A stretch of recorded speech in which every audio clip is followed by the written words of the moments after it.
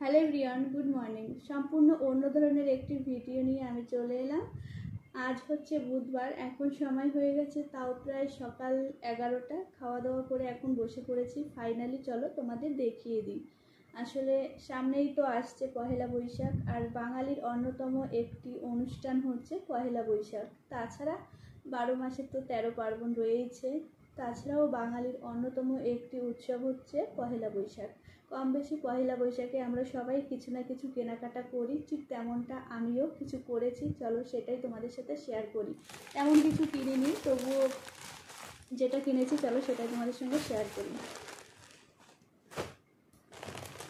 প্রথমে দেখাই, এই যে মাম্মামের এই জামাটা আমি তো অনলাইনে কিনেছিলাম, তবে এটা কিন্তু আমি পয়লা বৈশাখ উপলক্ষে কিনিনি, এমনিই কিনেছি। তাও ভাবলাম যেহেতু সামনে পয়লা বৈশাখে হয়ে যাবে, দেখিয়ে দিই। যদিও বা মাম্মাম এই জামাটা পরতে পারবে না, এই জামাটা অনেকটাই বড় হয়ে গেছে। আর এখানে রয়েছে এই যে, এখানে একটা পিঙ্ক, এটা হচ্ছে ম্যাগি হাতা, একটা ব্লাউজ রয়েছে। আর একটা কিনেছিলাম, সেটা অলরেডি আমার পরা হয়ে গেছে। আর এখানে রয়েছে একটা, দেখো খুব সুন্দর কালারটা, ফোনে একটু অন্যরকম লাগছে। আর এই ব্লাউজটা হচ্ছে গ্লাস হাতা রয়েছে। আর এখানে রয়েছে একটা রেড কালারের ব্লাউজ।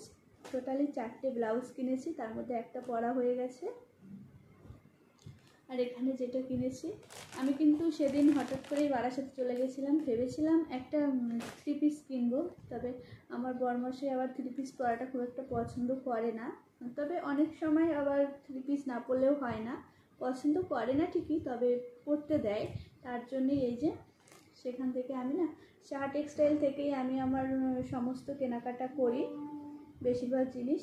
আর সেখানে গিয়ে দেখলাম এই কুর্তিটা পরানো রয়েছে, দেখে এতটাই ভালো লাগছিল, আমার বরমশাই বললো তুমি এটা যদি নাও তাহলে তোমাকে কিনে দেবো।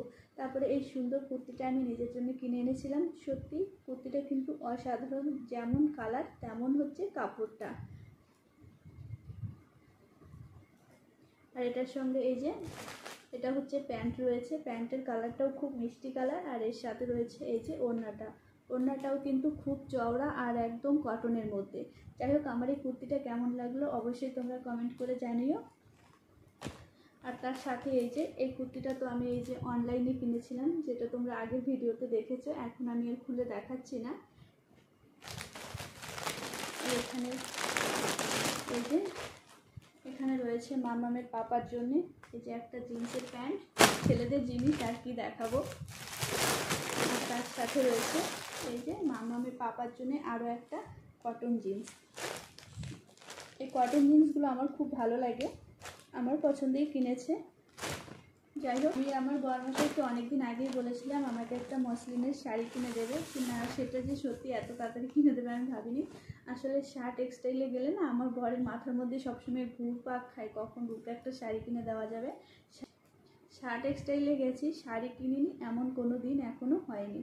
আসলে আমার বরমশাই শাহ টেক্সটাইলে গেলেই আমাকে একটা শাড়ি কিনে দেয়। আসলে শাহ টেক্সটাইলের কালেকশন অনেক বেশি পছন্দ হয়।